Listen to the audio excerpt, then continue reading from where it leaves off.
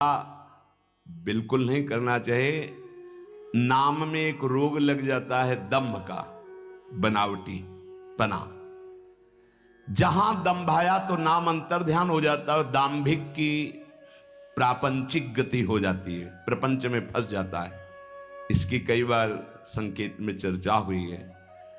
ये दंभ बहुत हानिकारक है। प्रभु का नाम प्रभु के प्रेम के लिए, केवल प्रभु को रिझाने के लिए है।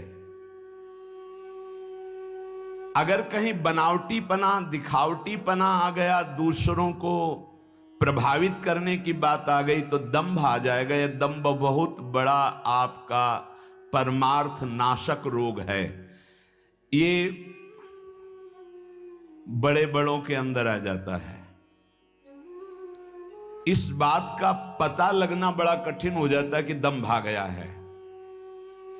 इस दंभ के दोष से बचने के लिए आपके फोन से सिर्फ रिंगटोन नहीं, भक्ति की आवाज निकलेगी। सनातन ऐप लाया है भगवान के स्पेशल। किसी महापुरुष के अनुशासन में रहने की आवश्यकता है।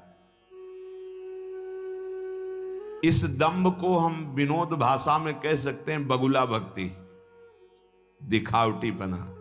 बगुला एक टांग पे खड़ा है, ऐसा लग रहा है जल में समाधिस्थ हो रहा है, लेकिन उसकी दृष्टि मछली पे है, वो समाधिस्थ नहीं है।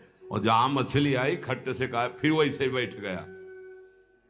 जिसकी दृष्टि विषय भोग पर होती है, विषयों पर होती, मान प्रतिष्ठा पे होती है, वो दंभ भक्ति में लग गया। अब वो नष्ट कर देगा। दंभ दोष से बचना बहुत आवश्यकता की बात है। जिसको अंदर से नाटक करने का स्वभाव बन गया है, मान बड़ाई प्राप्त करने के लिए, अपने को सिद्ध बताने के लिए, वो दंभी हो जाता है।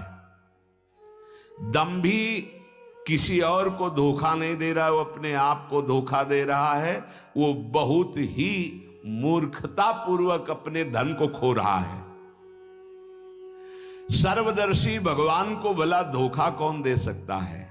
हम कह सकते हैं कि वो धूर्त जो दंभ और पाखंड कर रहा है, वो अपनी वासनाओं की पूर्ति के लिए सिद्ध बनना चाहता है, वो बहुत बुरी तरह भ्रष्ट हो जाता है।